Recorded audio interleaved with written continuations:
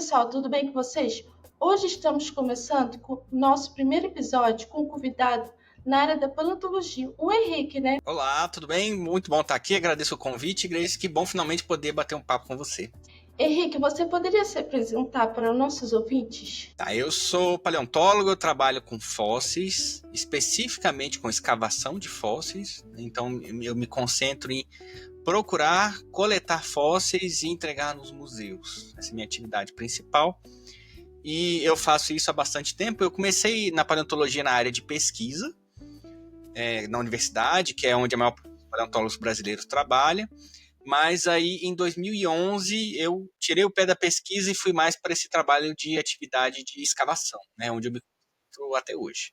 Ainda tenho um pouquinho de pezinho ali na parte de pesquisa também, mas o que eu mais faço é procurar fósseis. Isso é o que eu gosto de fazer. E como é que surgiu a sua paixão? Como é que começou tudo isso? É estranho porque não foi uma profissão que eu sinto que eu escolhi, é como se ela tivesse me escolhido. Eu me lembro de, quando eu era criança, eu assisti a uma animação chamada Em Busca do Vale Encantado, que é muito bonita, muito bem feita, muito poética, né? Eu só vi o primeiro, eu sei que tem continuações, nunca assisti os outros, eu Nem assisti o eu. primeiro.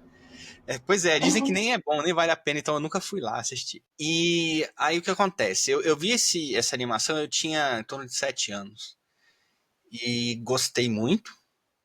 E comecei a. É uma fase que criança normalmente gosta de Uhum. sair pesquisando sobre dinossauros, né? E comecei a fazer isso.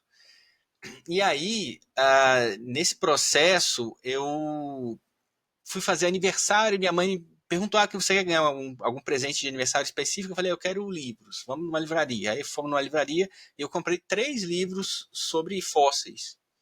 E eram livros científicos. E aí eu comecei a ler esse assunto e aprender com maior profundidade. A partir daí, nunca mais eu quis fazer outra coisa da minha vida que não fosse trabalhar com fósseis, né? Então, eu já fui estudando no ensino fundamental, no ensino médio, e para ir para a universidade e me formar como paleontólogo. Que interessante. Também foi minha paixão também. Eu gostei muito de ter assistido o Vale Encantado. Foi meu desenho de infância. Mas eu nunca tive esse foco em paleontologia, como muita gente tem, né? Que é apaixonado por essa área. Muitos dos meus ouvintes, dos meus seguidores, né? É apaixonado por essa área. Pois é, então se você se interessa mais por animais, por Uhum. isso foi fazer biologia. É minha paixão. É muito parecido, né? No É final bem das contas. parecido, né? Mas eu acho uma área bem interessante, a área da paleontologia. E como que foi a sua vida acadêmica? Nossa, tanta coisa que dá para dizer sobre a vida acadêmica. A sua primeira formação, né, é geologia, né? Isso, eu me formei em geologia porque eu descobri que uma das áreas onde você pode entrar para paleontologia é pela geologia. Uhum. Então, inclusive, uma boa parte dos laboratórios que fazem pesquisa em paleontologia são da geologia.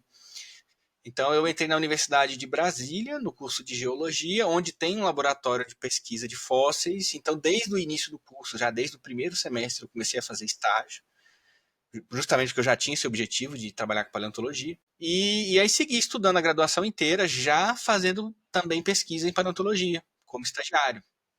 Né? E foi muito bom, porque eu já saí da graduação com 2 artigos publicados, muita participação em congressos, já com bastante conteúdos, né? Já aprendi muita coisa de paleontologia aí dentro da graduação mesmo. Na sequência, já emendei com um mestrado, né? Fiz um mestrado já em paleontologia, e terminando o mestrado já saí para trabalhar. Né? Então, venho trabalhando desde então. Cheguei a iniciar um doutorado, Uhum.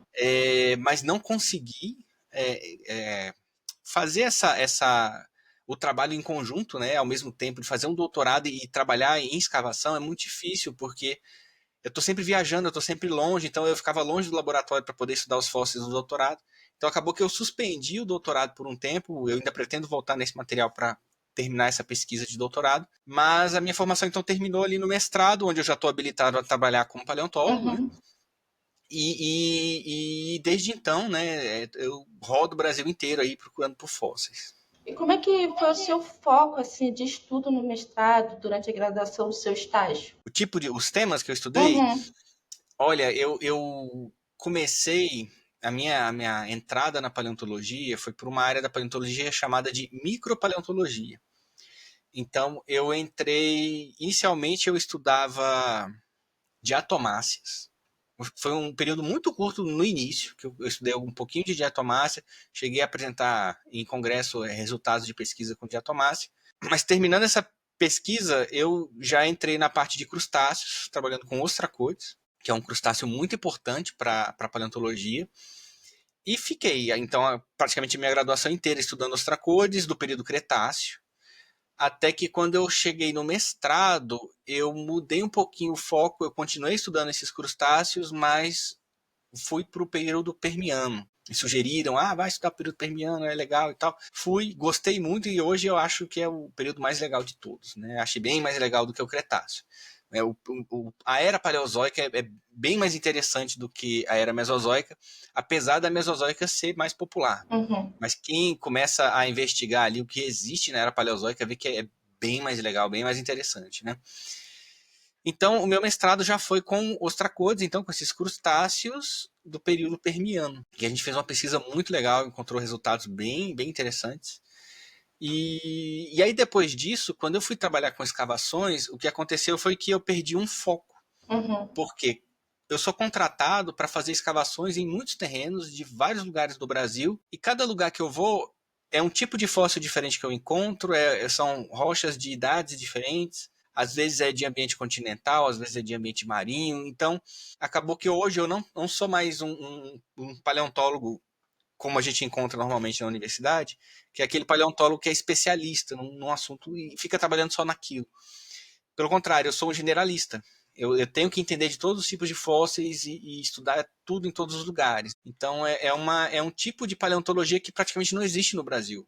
Essa paleontologia de um paleontólogo que se dedica a um assunto mais generalista. É muito interessante que você acaba carregando mais uma carga de informação maior que os outros paleontólogos, né? Já que você está estudando vários assuntos. Eu não sei. Sabe por quê? O paleontólogo que é especialista, ele também acaba se aprofundando e trabalhando com muito conteúdo, muita informação, só que é ultra detalhada e específica daquilo que ele trabalha. E eu não, eu como trabalho com coisas mais gerais, eu nunca vou no ultra detalhe, eu fico em coisas mais gerais. Eu chego ali àquela coisa, não, identifiquei as espécies que eu tenho aqui nessa região, entrego os fósseis no museu, meu trabalho acabou ali. Eu não faço investigações mais minuciosas em cima de cada espécie. Isso fica para depois o pessoal do museu estudar, né? Então, eu acho que acaba que é equilibrado, né? Porque como eu não vou tão fundo, eu também não trabalho com um volume tão grande de informação, mas por outro lado, como eu estou trabalhando com muitos grupos, acaba que o meu volume de informação aumenta. Uhum. Então, no fim, eu acho que fica equivalente. Qual foi o fóssil que você encontrou mais assim, mais inusitado? Essa pergunta é difícil. A gente encontrou um fóssil que inclusive está sendo reavaliado aqui atualmente, que ele foi identificado inicialmente como um peixe sem mandíbula, né, um peixe agnata, do início do Devoniano, lá na Amazônia, na bacia do Amazonas. E esse foi um fóssil bastante perturbador, assim, porque ele apareceu num local onde diziam que não tinha fóssil. Aliás, isso é muito comum na minha rotina. Lá não tem fóssil. Aí eu vou lá, começo a procurar e começo a achar. É bem comum isso. Só que assim, a gente encontrou vários exemplares e a gente está estudando agora, parece que isso nem é um peixe, parece que é alguma outra coisa. Então, esse foi um fóssil muito estranho que a gente encontrou. Ele foi publicado em artigo em 2015 e agora a gente está fazendo uma revisão dele. Talvez em breve saia novidades aí sobre ele. Que interessante. Você encontrou mais de 6.200 fósseis, não foi? Isso não apenas eu, né, mas a gente trabalha em equipe, mas é um trabalho em conjunto que a gente tem na Nasor, e o nosso número, por enquanto, tá aí, nesse valor, né, de 6.200, apesar que eu estou precisando atualizar, porque nos últimos 3 meses a gente já encontrou mais 2.000, Que com um legal. trabalho que a gente está fazendo no Paraná. Então a gente já pode arredondar isso aí para 8.200 e está crescendo, todo dia aumentando. E é muito bom saber que a gente está contribuindo aí, criando material de pesquisa que vai ser objeto de estudo aí por gerações ainda pela frente. E como é que é a experiência estar em campo? Eu gosto. Tem gente que não gosta, tem gente que, tem mosquito, é calor, é desconfortável, não sei o quê, ou frio, né? Esse trabalho mesmo do Paraná agora é numa região fria, no inverno é gelado, a gente chega a pegar 4 graus. Então, mas eu gosto muito. Eu acho que Na verdade, eu gosto de fazer tudo na paleontologia. Tudo que tem de paleontologia eu acho legal. Eu gosto de trabalho de laboratório, gosto de trabalhar no microscópio, vendo alguns detalhes ou vendo fósseis pequenos. Eu gosto de trabalhar com estatística, estudos estatísticos para extrair informações dos fósseis, que é uma coisa muito mais de computador e de informática do que qualquer outra coisa. E gosto também da parte de escavação, né? E acabou que a vida me levou para esse mundo da escavação, que eu sempre gostei, topei fazer e estou nisso até hoje, né? Eu estou nisso aí há 14 anos, trabalhando só com escavação. E sou muito feliz fazendo isso. E uma das coisas que me agrada muito também é que trabalhar no campo me dá a oportunidade de levar pessoas que nunca tiveram oportunidade de encontrar fósseis para acompanhar nossas escavações e também poder aprender, né? Porque, via de regra, no Brasil, as escavações são feitas por universidades que têm professores e alunos universitários. Então, acaba que é uma coisa muito restrita. E existem muitas pessoas que são aficionadas em paleontologia, que gostariam de ter essa experiência, para aprender simplesmente, né? Nossa, eu gosto disso, eu gostaria de ver como vocês fazem, eu acho tão legal. E a Nasor é a única forma que essas pessoas que estão fora da universidade têm de experimentar um pouquinho como que é uma escavação de fóssil, né? Então, dependendo da situação, a gente consegue levar voluntários para participar das escavações. Eu não conheço nenhuma outra forma de um voluntário participar de escavação no Brasil que não seja conosco, né? E eu acho que isso é muito importante para a divulgação da ciência, porque uma pessoa que tem ali, por um momento breve, uma experiência de ver como é feita a escavação, ela nunca vai esquecer dessa memória, né? De ver ali como que é o processo todo, o fóssil saindo da rocha, como que a gente lida com ele. Então, é uma forma muito legal de ensinar a ciência para as pessoas de fora da universidade também. Porque tem muita conversa, tem muito debate, a gente vai explicando o que são esses fósseis, como que a gente analisa. Então, eu acho que isso é uma coisa muito importante que a gente tem feito e que faz parte dessa nossa rotina de escavações nas atividades de campo. É uma experiência única, né? Ter essa experiência, educação ambiental é muito importante. Muito, assim, com paleontologia é uma coisa praticamente inexistente, né? Porque educação ambiental, você pode ir num parque ecológico, tem algum guia que pode te explicar alguma coisa. No mundo biológico, isso acontece com frequência. Na paleontologia, não tem. Então, a gente tenta suprir um pouquinho disso. Eu vejo muito das pessoas estarem a fim de saber sobre esse assunto nas redes sociais. O pessoal gosta muito, né? Gosta sim. Na época que eu era criança mesmo, não tinha rede social ainda. E, nossa, eu fico imaginando se eu com 10, 12 anos tivesse acesso a tanta informação e outra coisa, acesso aos paleontólogos. Hoje as pessoas encontram o paleontólogo na rede social, começa a conversar, ele responde. Eu gostaria muito de ter conversado com paleontólogos e não tinha como naquela época. Para o jovem que quer entrar nessa área, quer se tornar paleontólogo, como é que ele faz? Quais os caminhos a seguir? Muito bem. Você vai ter que fazer uma universidade, né, fazer um curso de graduação na universidade. As duas áreas recomendadas são geologia, que foi o que eu fiz, ou biologia. Você pode entrar pelas duas áreas. Aí as pessoas perguntam, nossa, para qual que eu vou? Eu vou para geologia ou para biologia? Aí eu acho que depende. Depende de qual é o seu objetivo de trabalhar na paleontologia. Por exemplo, eu que trabalho com escavação, vou dizer, é melhor você ser geólogo do que biólogo para trabalhar na escavação. Porque a escavação envolve muita descrição de rocha. Você tem que descrever as rochas, entender das rochas. Isso é importantíssimo no momento da escavação. Então, o geólogo, naturalmente, vai estar mais treinado nesse ponto, né? Agora, se você é do tipo que vai querer pegar o osso, por exemplo, pegar uma réplica de um dente aqui, né? De fóssil, de dinossauro. Se você quer olhar os detalhes, estudar anatomia, ver questão muscular, etc., aí nesse caso eu acho que é mais aplicado para você, é mais interessante você fazer biologia, porque você vai ter um estudo de anatomia melhor do que o geólogo, né? Então eu acho que dependendo da direção que você quer dar para a sua carreira, você pode optar ou pela geologia ou para biologia. E tem muitas outras dicas que eu daria a respeito disso, sobre a formação, né, do paleontólogo, o que você tem que estudar e fazer para se tornar um bom paleontólogo. E aí, como me perguntou muito isso nas redes, eu fiz um texto explicando em detalhes, né, quais são todas as minhas dicas para você estudar e se tornar um paleontólogo. e publiquei no nosso site. Então, se você for lá em nazorpaleo.com, paleo de paleontologia, né? Uhum. nazorpaleo.com, você vai clicar em cursos, aí vai abrir uma aba. Lá tem um título que é Como Ser Paleontólogo no Brasil. Se você clicar ali, vai aparecer um texto bem longo em que eu explico em detalhes tudo que eu sei, né, para te ajudar nessa fase de formação, para você ter um bom currículo e ter bastante conhecimento para ser um bom paleontólogo. E o jovem, assim, um adolescente, quiser fazer tipo um estágio, eles podem, né, sem precisar de estar numa graduação. Conosco pode, tá? Você pode fazer um estágio conosco, sim. Como eu falei, a gente leva voluntários para o campo, tá? Tem alguns requisitos, por exemplo, tem que ser maior de idade para começar, né? A gente não vai levar crianças porque tem alguns riscos envolvidos. Mas sendo maior de idade, já é possível participar de alguma escavação conosco. Nós temos uma lista de espera. Obviamente, essa lista de espera não é curta, muita gente quer participar das Imagina. nossas escavações, mas a lista existe. E nem sempre na escavação nós conseguimos levar voluntários, infelizmente, mas sempre que eu posso levar, eu levo. Tá? Eu sempre trabalho no sentido de conseguir levar, né? É um objetivo que eu tenho de conseguir isso.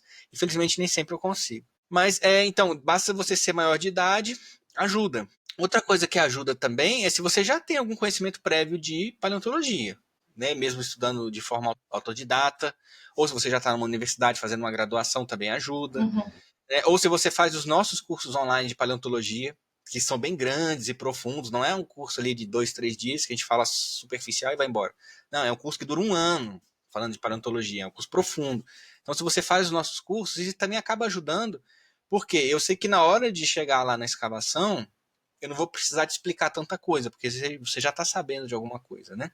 Mas, de qualquer forma, qualquer pessoa pode se inscrever na nossa lista de espera e participar. Que legal. Quais são os desafios da paleontologia no Brasil? Nossa, aí também é grande, é grande.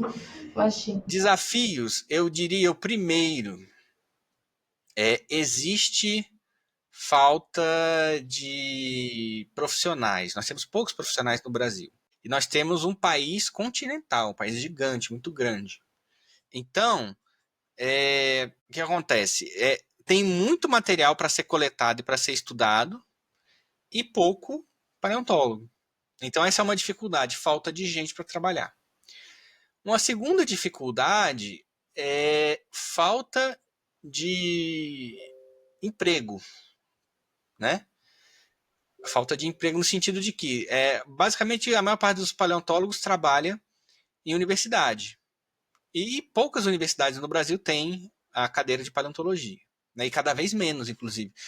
Eu estou acompanhando aí a evolução aí do currículo nos cursos de biologia. A paleontologia tem sido retirada dos cursos de biologia. Então tem muito curso de biologia pelo Brasil que tinha paleontólogo, ensinava paleontologia, e agora não tem mais. Então as pessoas nem aprendem mais esse assunto. E se não tem a cadeira de paleontologia no curso de biologia, não vai ter o professor mais. Ou seja, é menos um paleontólogo estudando fósseis em uma determinada região. Né? Isso é ruim. Né? E no mercado privado, que é onde eu trabalho, as coisas ainda estão meio discretas, né? Ainda, tímidas. Nós temos um campo de trabalho muito grande, mas como a gente depende dos órgãos ambientais exigirem que a gente vá lá escavar esses fósseis nas obras e que nós escavamos, muitas vezes as obras são liberadas sem essa exigência.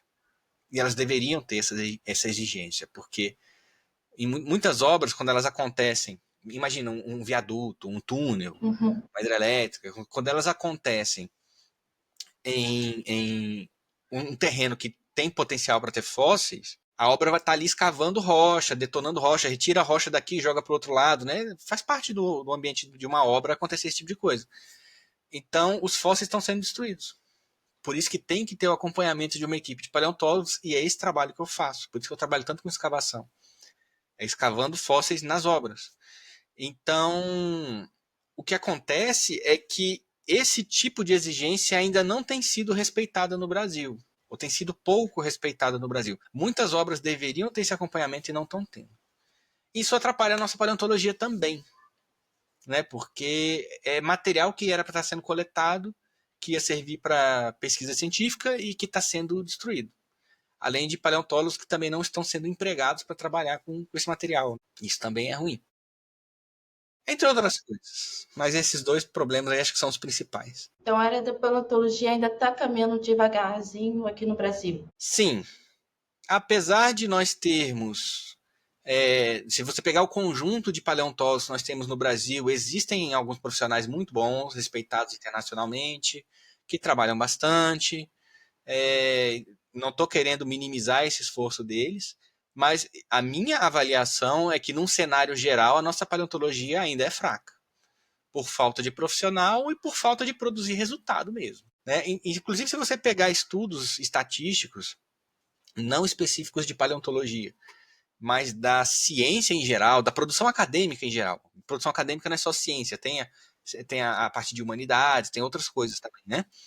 Mas se você pegar toda essa produção acadêmica nacional, ela tem uma característica que é bem estranha, que é a seguinte: os pesquisadores brasileiros publicam muito, mas se você vai ver o impacto das nossas pesquisas é baixo. Ou seja, a gente está escrevendo muita coisa que o mundo considera irrelevante, ou pouco relevante. Né? E isso é ruim. Seria melhor se a gente se concentrasse em trabalhos que fizessem a diferença, com uma qualidade científica maior, por exemplo. Isso é um outro problema da paleontologia brasileira também. Você já foi professor universitário, né? Fui. Eu dei aula em uma universidade federal e em 2 privadas. Eu não pude continuar, né? Eu gostava de dar aula, me dava bem em sala de aula, era legal, mas como eu trabalho muito com escavação, fico viajando, não tem como conciliar. É impossível, É porque complicado. eu tentei uma vez, durante um semestre eu tentei. Mas assim, eu dava aula durante algumas semanas, aí passava 2 fora, depois voltava, dava aula mais um pouco, passava 2 fora de novo. Não é justo com os alunos, né? Ficar perdendo aula, assim. Por mais que você passe atividades, né? Mas não dá. Aí eu tive que sair da sala de aula. Mas o pessoal que me conhece insistia muito para eu dar curso online de paleontologia. Uhum. Mas, já que você está viajando tanto, por que você não abre um curso online? Eu falei, não, curso online. Esse troço não vai dar certo, é meio bobo, sei lá, não quero fazer. Mas ficaram insistindo, insistindo, insistindo, até que eu cedi. E eu cedi, deu certo. Eu abri uma turma de paleontologia, ficou cheia rapidamente. E depois disso eu nunca mais parei. Que Porque está legal. sempre chegando mais gente querendo. E eu tenho 2 públicos muito, muito bem definidos que participam dos nossos cursos online. Que são pessoas da universidade, mas que estão descontentes com a paleontologia que eles aprenderam na universidade. Meu professor não é paleontólogo, não me ensinou bem, eu quero aprender mais e tal. Aí vem fazer o nosso curso. Né? Tem esse público.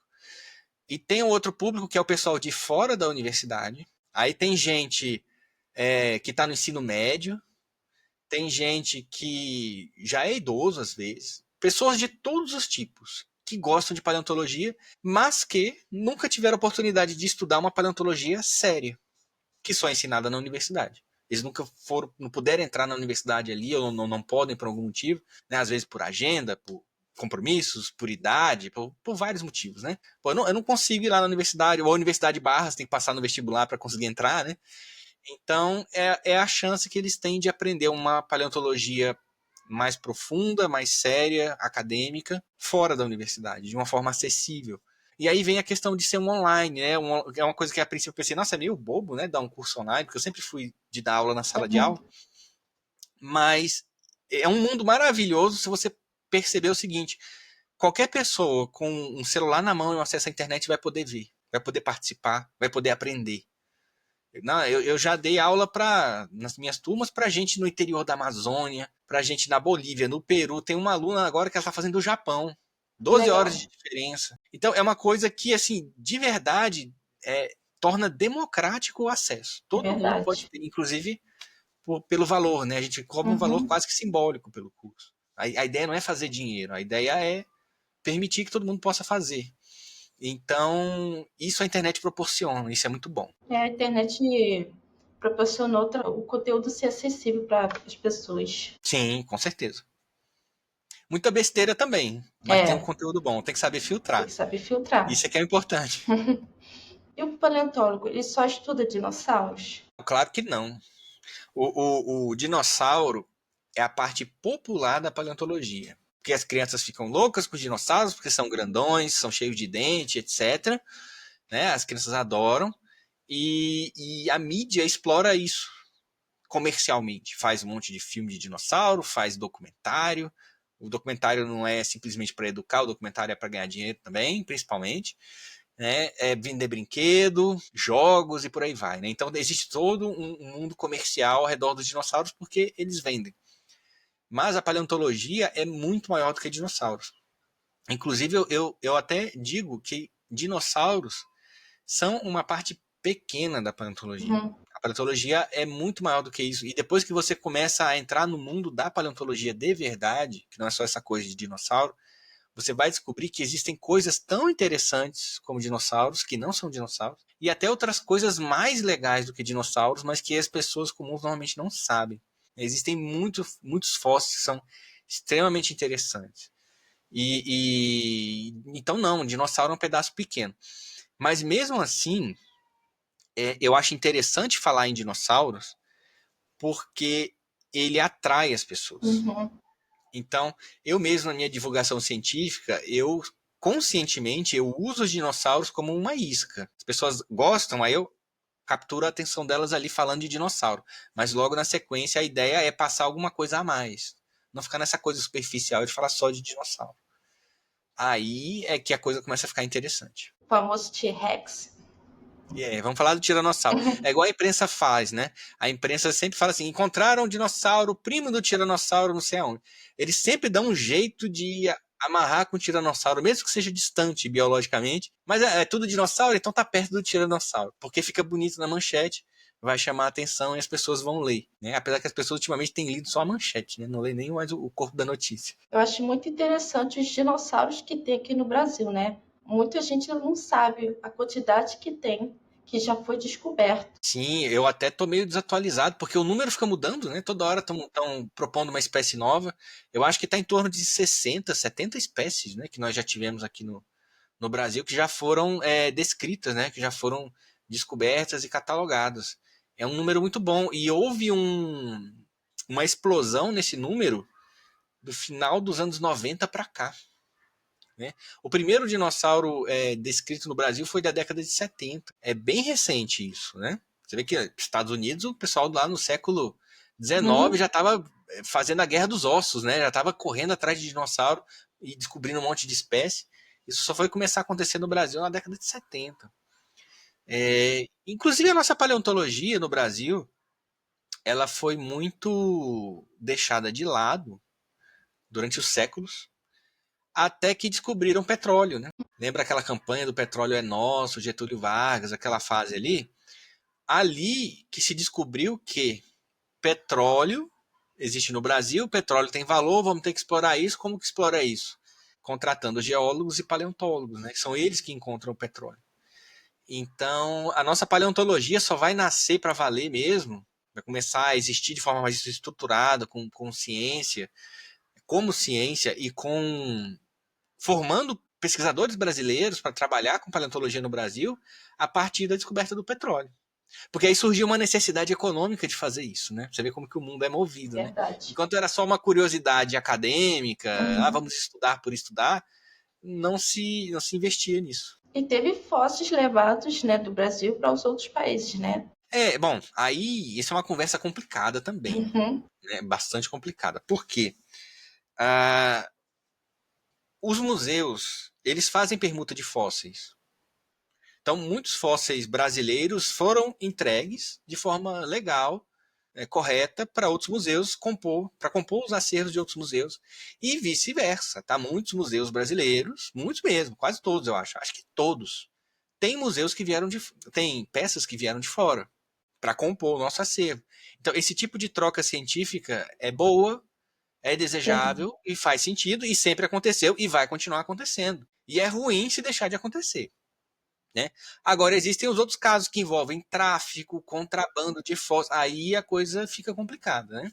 Então, é muito bom saber diferenciar as duas coisas. E não cair naquele discurso de que tudo que está fora está errado. Não. Até porque nós temos fósseis estrangeiros aqui e não estamos a fim de devolver, né? Então não adianta ficar acusando os outros sendo que a gente faz a mesma coisa. Mas eu tô falando, não é um problema. Você ter fósseis trocados legalmente, dentro das normas, né? Respeitando o patrimônio de cada país, isso aí é bom, é positivo. Então, você tem alguma história divertida das suas escavações, das suas descobertas? Eu vou ter que parar um dia e pensar nisso, assim, para fazer uma lista, porque sempre que alguém me pergunta, eu sou pego de surpresa e não tenho nada para dizer, mas tem coisas interessantes. Assim, talvez eu não vou me lembrar especificamente de alguma situação, mas uma coisa que eu posso dizer é o seguinte: como eu falei, eu estou há 11 anos trabalhando com escavação de fósseis. 11 não, 14 anos trabalhando especificamente, né? Na época que eu era pesquisador na universidade, Uhum. eu também fazia escavação, né? Mas era muito pontual, né? Hoje eu só faço escavação.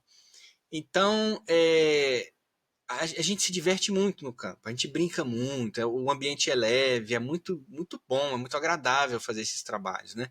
E uma das coisas que eu tenho sorte é que a nossa equipe é sempre uma equipe bem humorada, todo mundo se dá bem, dá tudo certo. Então isso me deixa muito feliz, né?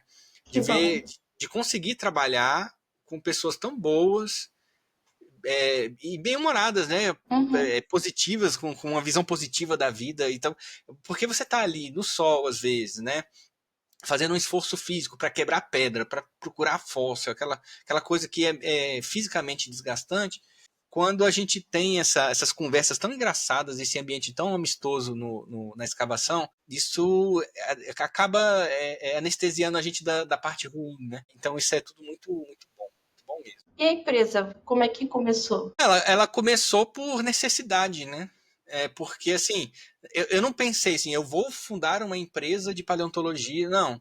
Henrique, é o seguinte, temos aqui uma escavação para você fazer, mas eu não posso te contratar como pessoa física. Tem que ser uma pessoa jurídica. Eu não posso te contratar a pessoa do Henrique, eu tenho que contratar uma empresa. Cria uma empresa aí para poder trabalhar para gente. Pronto. É assim, as coisas surgem por necessidade, né? Assim como compra de equipamento, todas as ampliações que a gente está tendo, a ampliação de equipamentos e materiais que a gente tem, é, fundar novos laboratórios em várias regiões do Brasil para poder atender a todos os clientes. Nada disso parte da minha cabeça. Vai surgindo conforme tem necessidade. Pô, agora a gente vai precisar comprar um equipamento mais forte ou alguma coisa nova que vai nos ajudar na escavação. Vamos lá e compramos, né? Microscópio, martelete para quebrar pedra, qualquer coisa, né? Então, assim, tudo vai comigo, as coisas têm acontecido muito naturalmente, de forma orgânica, né? Que bom. Sem planejamento. Quando eu digo sem planejamento, não é que está descontrolado, não, mas é assim, é, as necessidades vão produzindo em nós a, essa coisa de avançar para frente e ir crescendo cada vez mais. Isso eu acho muito legal. Acho muito legal, muito orgânico mesmo, como eu falei. E a burocracia para abrir esse tipo de empreendimento, né? É chato, tá? O Brasil Imagino, né? olha, o Brasil, ele é um dos melhores lugares do mundo para se trabalhar e um dos piores lugares do mundo para se trabalhar ao mesmo tempo, tá? Por que ele é um dos piores do mundo para se trabalhar? Você trabalha muito para pagar imposto, essa metade do que você ganha é tomado de você e some, desaparece. E não volta na forma de serviço público, não volta. Toma e desaparece, né? Muita burocracia, você tem que ficar carimbando papel sem fim para poder conseguir trabalhar. Ao invés de eu estar lá procurando fóssil, muitas vezes eu tenho que ficar carimbando papel inutilmente. Todos esses problemas que todo mundo fala o tempo todo. Então, isso é horrível, né? Então, é um lugar péssimo para se trabalhar nesse sentido. Mas é um lugar ótimo para se trabalhar porque, assim, no Brasil, via de regra, as pessoas têm baixa escolaridade, têm baixo conhecimento, né? Aqui existe uma coisa, uma certa, não quero generalizar, mas existe uma certa cultura do vamos fazer pelo mais fácil, né? Daquela preguicinha, não, vamos fazer do jeito mais mole. Para que estressar com isso aqui? Para que esse perfeccionismo? Não precisa disso. Então, como tem muito dessa cultura, Se você é uma pessoa que faz ali o básico, o feijão com arroz bem feito, você já parece ser uma pessoa extraordinária em relação aos outros. É muito fácil se destacar aqui.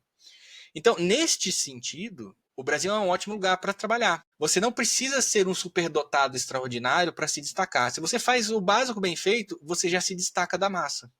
É uma verdade. Então, nesse sentido, é muito bom trabalhar no Brasil. Fica fácil de você progredir, de ganhar dinheiro, de arrumar emprego, ou de ter o seu próprio negócio, sei lá, por causa dessa nossa cultura ruim aqui, né, nesse sentido. Então, tem o lado positivo e tem o lado negativo, né? E a gente vive nessa coisa meio esquizofrênica. Quais locais que você já escavou no Brasil? Todos. Todos? Todos. Todos. Esses dias eu estava olhando um mapa com as unidades da federação, né? Todos os estados brasileiros. Até agora eu não fui em Roraima, Rondônia, Amapá e Paraíba. Só esses 4. Todos os outros eu já trabalhei. Que legal. Todos.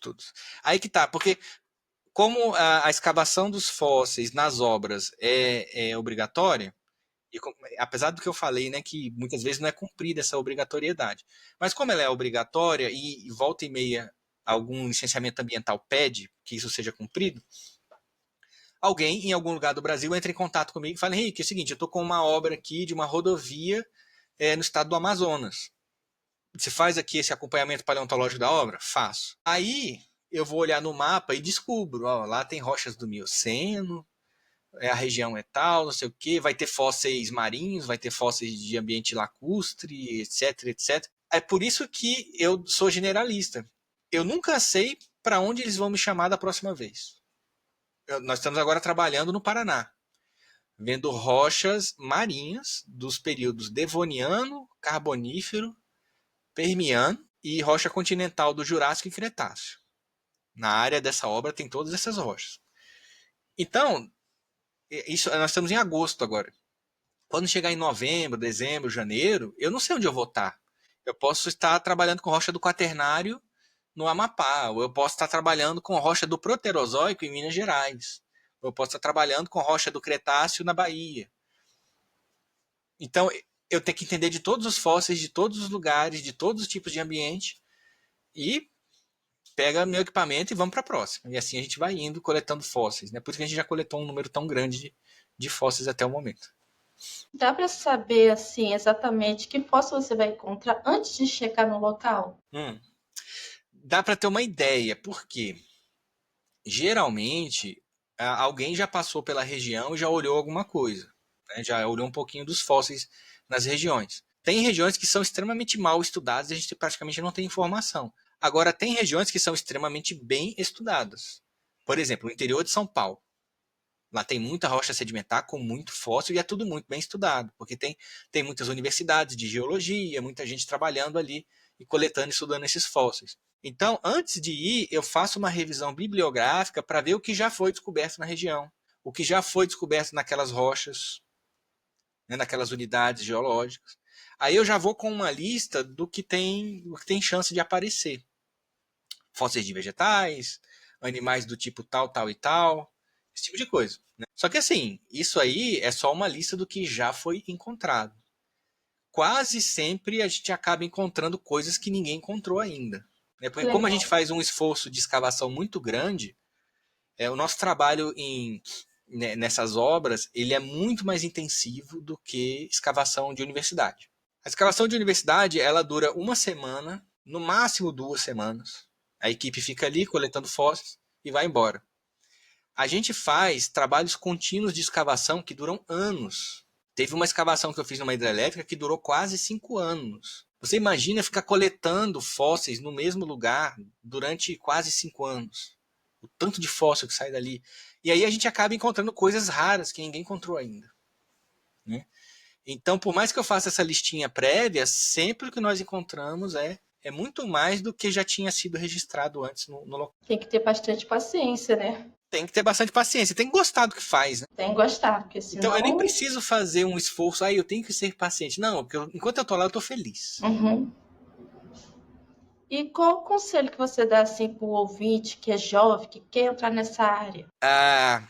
Olha, se você realmente quer entrar nessa área, o conselho que as pessoas costumam dar é estude. Eu não vou dar esse conselho. O conselho que eu vou dar é aprenda. É diferente de estudar. Porque eu conheço muita gente que estuda, mas que não aprende as coisas. O Verdade. importante é você olhar para o conhecimento e absorver esse conhecimento. Então não adianta ficar indo para a escola e ficar fazendo trabalho braçal, exercícios e copiar e ler, etc, e não ficar nada na sua cabeça. Aprenda. Então, já no ensino médio, vai aprendendo as coisas, aprenda matemática, aprenda biologia, aprenda geografia. Estou falando de assuntos específicos para paleontologia, né? A geografia física, relevo, rochas, esse tipo de coisa, você vai usar na paleontologia. Então, biologia você vai usar, óbvio, a gente está falando de fósseis, que são restos de seres vivos e vestígios de atividade biológica. Né? Matemática é importante. Química é importante, porque você vai ter que estudar a química dos fósseis, tá? Em certa medida, até física é importante também. Então, aprenda. Bota esse conhecimento todo na sua cabeça. Chegando na universidade, se esforce para aprender ainda mais. Tá? Foca naquilo que é mais importante para a paleontologia e aprenda. Enfia tudo na cabeça. Porque quando você estiver andando no mato, procurando fóssil ou analisando um fóssil, você vai precisar desse conhecimento para poder resolver os problemas, certo? Tinha uma pichação na parede da Universidade de Brasília que eu gostava muito, que estava escrito assim, não deixe a universidade atrapalhar os seus estudos. Verdade. Eu gosto muito dessa frase, porque não é porque você entrou na universidade que você está naquele Olimpo da intelectualidade, que é aquela coisa meio bobalhona que tem lá, né? Nós estamos acima da sociedade, porque nós somos inteligentes. De forma nenhuma é isso. Se você acreditou nisso, te enganaram, né? Então, se você está lá na universidade, tem muita distração inútil também. Cuidado com elas. Foca no que é importante e aprenda. Aprenda esse conteúdo que você vai usar na sua vida, seja como pesquisador ou como escavador, que é o que eu faço, ou seja lá o que você queira fazer com a paleontologia. Então, Henrique, já falamos bastante e trazemos bastante informações muito úteis, né? Se você quiser deixar o seu arroba, falar sobre o seu curso, sobre a sua empresa, você já pode falar agora. Ok. Eu estou no Instagram com henrique.paleo, de paleontologia, tá? Eu não sei se vai ter vídeo, tá aqui embaixo. Vai ser publicado com vídeo, Grace? Vai ser sim. Então, dá uma olhadinha aqui embaixo. Esse aqui é meu Instagram. Também é meu X e TikTok. E no YouTube nós temos o canal da Nazor, que também o endereço é henrique.paleo, ou é henrique_paleo, talvez. Mas lá o nome do canal é Nazor Paleontologia e Geologia. Nazor com S, tá? E lá a gente mostra, tanto no Instagram quanto no TikTok e YouTube, nós mostramos a nossa rotina com escavação de fósseis. Então você pode acompanhar nossos trabalhos, pode ver os fósseis que nós estamos encontrando. Nem sempre nós podemos mostrar tudo, porque como nós temos contratos com os nossos clientes, às vezes eles não permitem que nós divulguemos os fósseis que estamos encontrando, mas sempre que for possível nós mostramos e acabamos mostrando com uma certa frequência. E acompanhe, porque se você realmente gosta de fósseis, gosta de seres do passado, você vai gostar de acompanhar aí nossas escavações pelo Brasil. Obrigado por ter vindo aqui no meu podcast, Henrique, e até o próximo. Obrigada, gente ouvinte, por ter ficado até o final e tchau, tchau. Obrigado, tchau.